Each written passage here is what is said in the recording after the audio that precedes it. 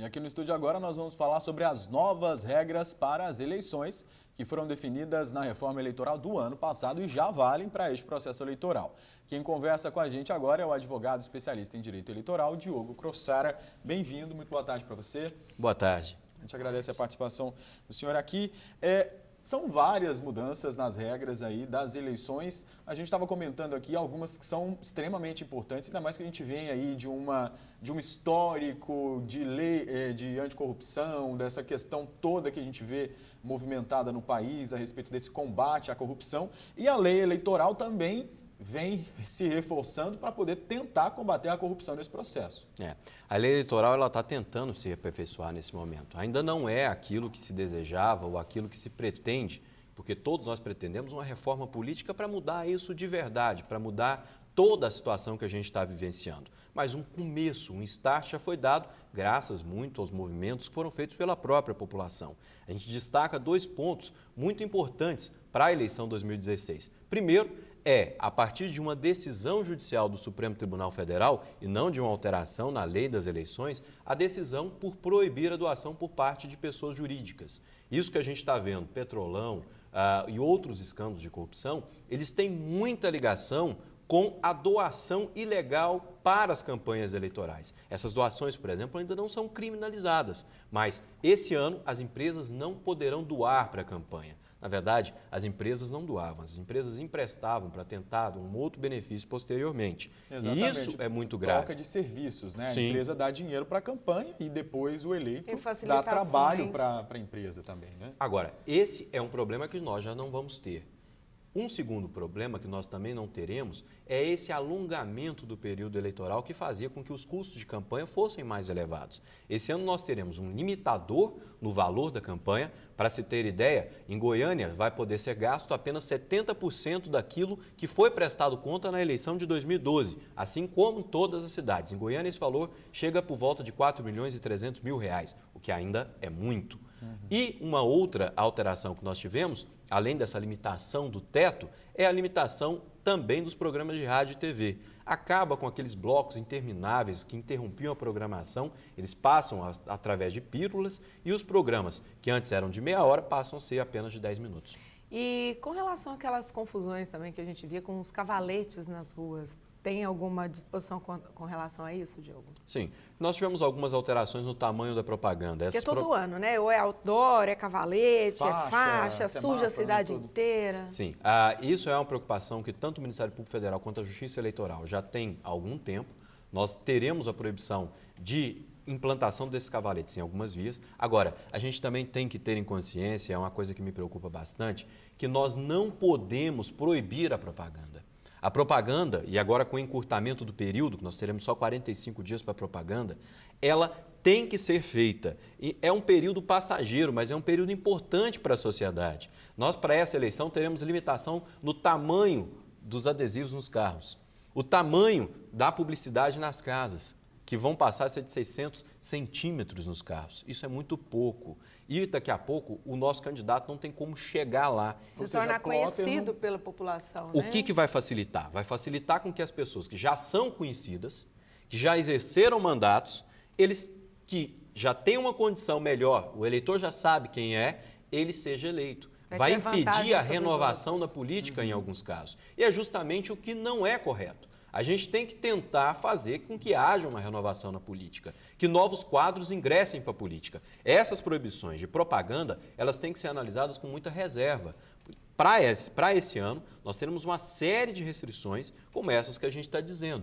Mas será que isso é bom para a comunidade? Será que o eleitor lá dos bairros mais afastados, que não tem uma condição de estar na internet, de acompanhar os vídeos, a eleição na internet esse ano, ela é praticamente toda liberada, as páginas, as redes sociais podem ser utilizadas à vontade, as sessões serão muito pequenas nas redes sociais, mas será que aquele eleitor que não tem isso, ele vai saber quem é o candidato? Mas, de certa forma, a campanha também está sendo antecipada, não é? Agora o candidato ele já pode se colocar como pré-candidato, sem pedir voto, mas ele já pode começar a trabalhar o meio de campo dele. É uma tendência que se alongue o período de campanha. Muito tem se dito que restringiu a fase de pedido de voto e principalmente o palanque eletrônico, que a gente chama a propaganda no rádio e na TV. Mas se permitiu que o candidato possa ir na comunidade e se apresentar como pré-candidato.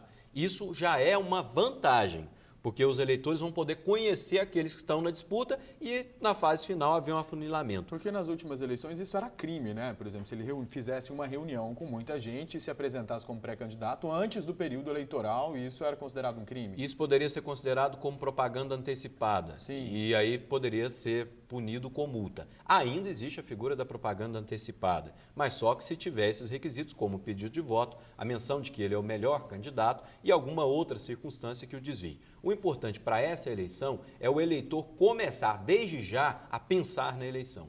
Nós estamos reclamando tanto, nós já fomos para as ruas nos últimos 2 anos, mas e agora? Agora é a hora de votar. Agora é a hora de pensar no que a gente quer para o nosso município nos próximos 4 anos. Tem a questão também que tem muita gente desacreditada, aliás, acho que boa parte, a maior parte da população. Então vai ter gente que vai utilizar isso também como uma justificativa para não querer votar devido ao que está sendo as opções que a gente tem para votar. De acordo com a lei, a gente é obrigado. Quais as penalidades para quem decidir não participar? Dessa forma, né? Ir lá votar, que é uma coisa que a gente é obrigado. Bom, a solução não passa por não votar. A solução, na verdade, todos nós temos que defender, o voto é obrigatório. Eu concordo que talvez não é a melhor solução, o voto facultativo seria muito melhor, como já existe na maioria dos países, mas como o voto é obrigatório, se você não for lá exercer o seu direito, dever de votar, aquele outro que talvez não tenha condição de pensar, de refletir, ele vai estar lá votando num candidato pior. Esse é um problema. Você, né? Representando você. Para quem não for votar, além de uma multa, e se não justificar, ele paga uma multa e fica sem quitação eleitoral. E essa quitação eleitoral é necessária para tirar os seus principais documentos, participar de concurso público e várias outras operações que ficam restritas a esse eleitor. O importante agora é tentar entender que no dia 2 de outubro, em primeiro turno, e depois nas cidades de Goiânia, Aparecida de Goiânia e Anápolis, onde pode ter segundo turno já no final do mês de outubro, os eleitores precisam entender que é ali que vai se decidir o futuro dessas cidades para os próximos 4 anos. As eleições já estão aí, e já para a classe política, ao menos, em pleno voo. Esse ano a gente também tem uma preocupação muito maior com a questão da prestação de contas, né? As eleições estarão, as contas dos candidatos estarão mais às claras e também a Justiça Eleitoral vai cobrar isso com mais afinco? Com certeza. Esse ano é a eleição da prestação de contas. Esse é o principal ponto das eleições de 2016. Nós teremos a limitação dos gastos, ou seja, vai ter um limite. O candidato vai poder gastar até ali. Segundo, vai ter a limitação dos cabos eleitorais, a quantidade de cabos eleitorais que poderão ser contratados, que é uma novidade também para a eleição municipal de 2016.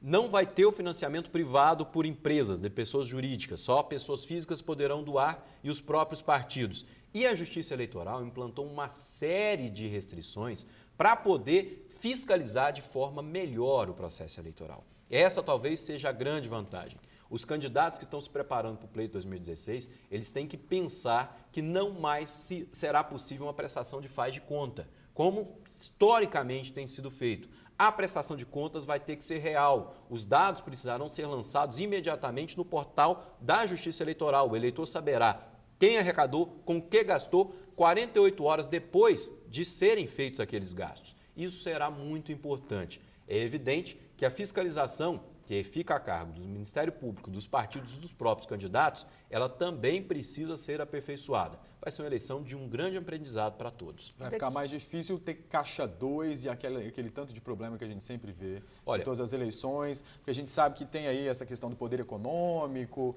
da compra de votos e tudo isso que é feito com caixa 2. Esse ano vai ficar mais difícil isso? Bom, a ideia da legislação é essa, mas se não tiver fiscalização, caixa 2, como vai ter limitação de gasto, ele poderá ser favorecido. Então, a fiscalização é fundamental. E eu sempre digo o seguinte, que a fiscalização não dá para o eleitor ficar esperando o Ministério Público ou o partido agir. A fiscalização ela é feita inicialmente pelo próprio eleitor. Existem meios de denúncia, tanto pelo Ministério Público, que tem telefone, o TRE tem telefone, a própria OAB, em alguns anos, já fez esses programas de denúncia.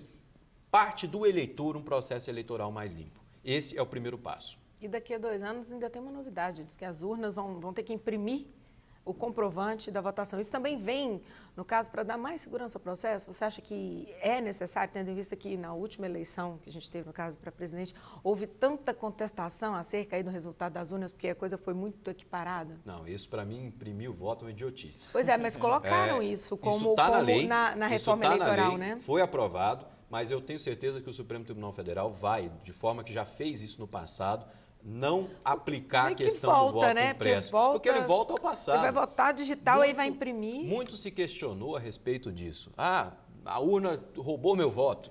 Eu fui digitar A, apareceu B. Até hoje, nós temos um modelo de votação eletrônica vindo desde 1998 aqui na capital. Nunca se provou nada. Nas últimas eleições, Só especulação, nas né? últimas eleições, o PSDB fez uma auditoria nas urnas e se provou nada. Não tem uma prova disso. Eu acho que essa questão do voto impresso é criar um novo gasto para a Justiça Eleitoral, né? porque isso é um procedimento que não estava previsto. Então, essa parte foi uma alteração, como algumas outras, como essa questão da limitação tão grande da propaganda, que vieram atrapalhar o processo eleitoral. Ainda deve haver Mas isso mudança? não vale ainda para 2016. Seria Só uma para ideia para 2018. 2018, mas eu acho que ela nem para 2018 vai valer, porque deve mudar antes disso. Ainda deve ter mudança, então, nessa reforma eleitoral. Assim, a lei eleitoral, Não, ela algumas. muda a cada eleição. Ela vai de acordo com o momento político do país e o que nesse momento está faltando é justamente querer discutir um pouquinho sobre o que é importante. A importância hoje do dinheiro numa eleição e do poder político numa eleição é enorme. Não dá mais para conviver com esses ranços que a gente tem. Para ter uma reforma de verdade, a gente tem que começar praticamente de novo. Não é imprimindo voto ou proibindo o tamanho da placa. Não vai fazer diferença, né? É verdade. Diogo Crossara, que é advogado especialista em direito eleitoral, a gente agradece muito a sua participação aqui e essa tiração aí de dúvidas e dicas a respeito, gente, a orientação. Não vai deixar de votar, a gente está realmente num momento muito difícil, politicamente, economicamente falando, mas é só fazendo a nossa parte, né? Que isso pode melhorar. Obrigada, Diogo. Boa tarde. Boa tarde. Boa tarde. E que o eleitor saiba, a eleição tem data marcada. Se ele demorar, ela passa e ele não vai conseguir mudar o país. E não adianta reclamar depois. Não adianta. Obrigada. Obrigado. Boa tarde.